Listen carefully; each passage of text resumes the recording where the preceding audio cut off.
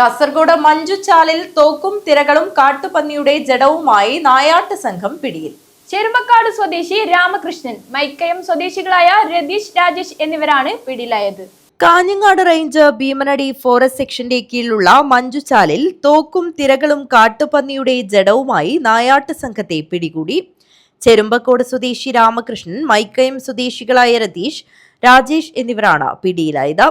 Kanhangad range forest officer രാഹുലിന് ലഭിച്ച രഹസ്യ വിവരത്തിന്റെ അടിസ്ഥാനത്തിൽ സെക്ഷൻ ഫോറസ്റ്റ് ഓഫീസർ ഒ സുരേന്ദ്രന്റെ നിർദ്ദേശപ്രകാരം നടത്തിയ പരിശോധനയിലാണ് നായാട്ട് സംഘം പിടിയിലായത്.